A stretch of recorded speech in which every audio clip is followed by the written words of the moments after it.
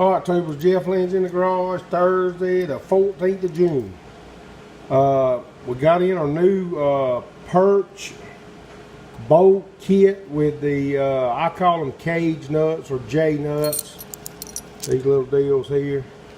We had some odd and end stuff that we were using, but we felt that it would probably be best to just go ahead and order a set. So we did. We're going to stick them in the perch area so we don't misplace them, and when we roll this over to get it off the rotisserie, we'll know right where they at. There you see nothing there. Got a few here.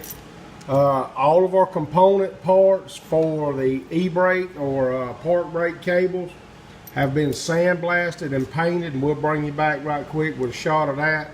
We're going to stick it all together. Our cable that runs through into the interior part of the car should be here tomorrow. I think tomorrow is when it's supposed to be here. So we're going to put all that together, run that one to the inside, tie it all up good so it doesn't flop around and get hung up. And that'll be in place. We did go ahead and order some new clips to hold the housings into these brackets. So that'll be here hopefully also, and we'll be through pretty much under here. I hope. I've said that about 10 times, I think. So anyway, that's what we're up to today, and we'll bring you along. Alright, just a shot of our pieces that we sandblasted and painted. Our guide here, the little connector that connects the two cables. I can't remember what they call this piece, but anyway, the cable will run through here, and there'll be a couple of nuts on the back side, and that'll actually help pull tension from the park brake assembly back to the calipers. After these cables and all are hooked up, we'll make that adjustment. So just wanted to show you a little shot of that, and we'll get all this stuff put on and get it where it won't fall apart maybe, and we'll bring you back. Alright, Tubers, Jeff Lynn's in the garage with you, Friday the 15th of June. A few little things came in the mail. Our front subframe lower control arm bolts for the shocks with the little J nuts, cage nuts, whatever you want to call them. And the clips for the park brake cables to the back. But we don't have the front cable. It should be here tomorrow.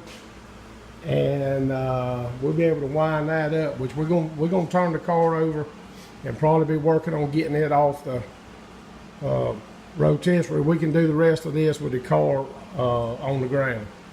So there's our pieces that we put on, that we painted, we got them put on. We've just got our perch bolts sitting in there so we don't lose them.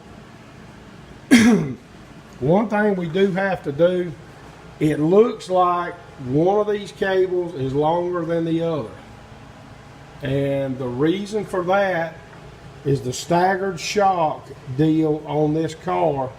One of these cables has got to wrap around and come in this way. One of them will come in this way. Right now the shortest cable is on the passenger side, the long one is on the driver's side. So I'm going to go in here and take a look and see if I got lucky or if I've got to change those around. So passenger side is going to go straight through, which would indicate to me the shortest cable probably need to be on that side. This being the driver's side, it's going to have to make a loop. I would think that the longest cable would need to be on this side.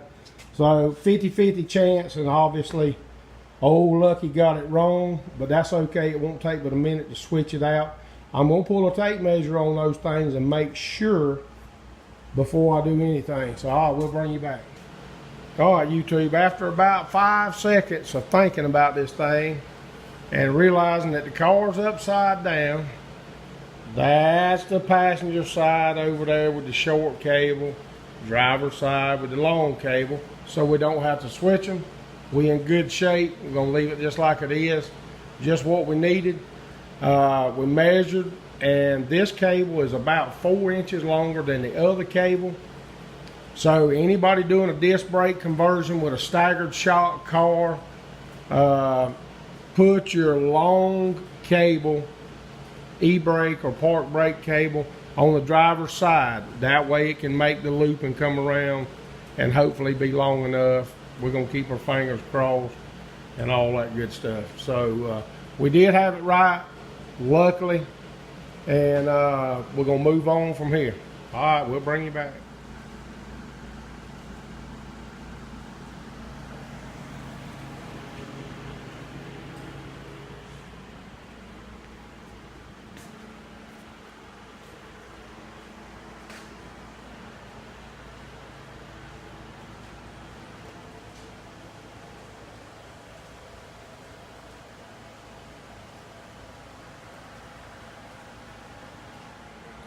All right, Trooper, Jeff Lindsay with you Saturday, June the 16th. Gonna give you a shot up underneath, got the rear end in place. And let's see if we can get under here and give you a shot of what's up.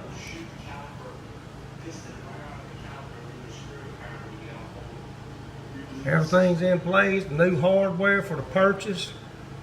Maybe that's showing up, hopefully. It's all there. E-brake cables we don't have hooked up, but they're in place. So that's what we're doing.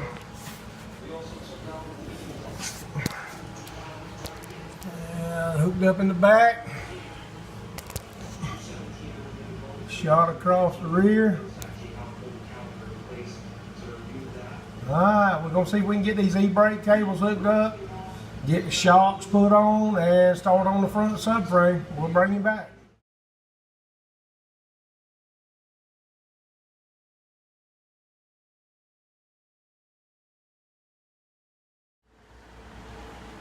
Alright, tubers, still the 16th of June, Saturday, and the car is back on the ground, thankfully.